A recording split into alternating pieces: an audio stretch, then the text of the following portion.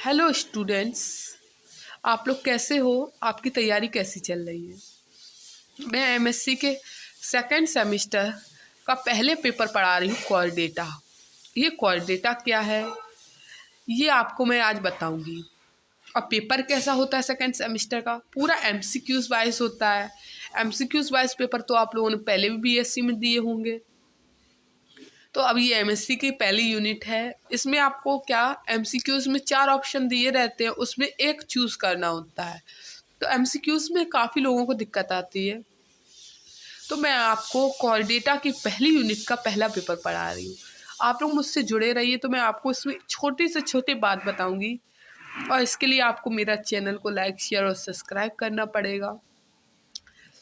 अब बात करती हूँ पहली यूनिट क्या है, organisation and general characters in core data.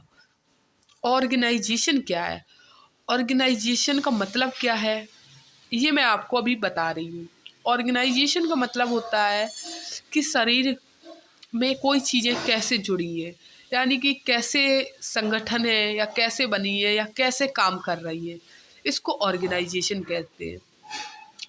Organisation जैसे पार्टी का ऑर्गेनाइजेशन होता है, समाजवादी पार्टी है, बीजेपी पार्टी, उसमें काफ़ी सारे लोग हैं और काफ़ी सारे काम करते हैं, तो इसी को ऑर्गेनाइजेशन बोलते हैं हम लोग।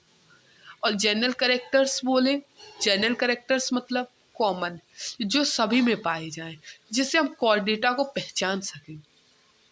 तो शुरू करते हैं। ये पहला टॉपिक है और आसानी से आपको समझ में आएगा। अगर नहीं समझ में आए तो आप लोग कमेंट कर देना, मैं आपके कमेंट्स का भी रिप्लाई करूंगी।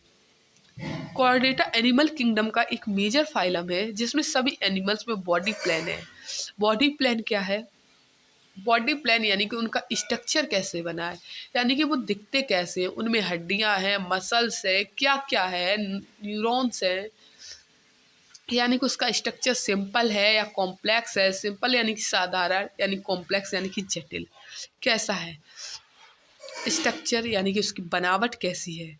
में कुछ की फीचर्स होते हैं। की फीचर्स क्या होते हैं, यानी कुछ खास तरीके होते हैं, खास, जिससे हम लोग पहचान सके।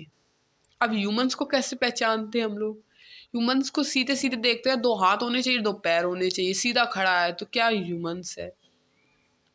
इन्हीं फीचर्स की वजह से हम इन्हें कोर डेटा कहते हैं, कि इनको हम दूरी से देख के पहचान सके। ये कुत्ता जा रहा है, ये बिल्ली जा रही है, ये गाय जा रही है, ये इंसान जा रहा है। तो इन्हीं की वजह से हम इन्हें क्या कहते हैं, कोर डेटा कहते हैं। अब जनरल कैरेक्टर्स यानी कि जो सभी कोर डेटा में पाए जाते हैं, वो कौन कौन से हैं ये आपको बताती हूँ। पहला नोटोकॉर्ड का होना।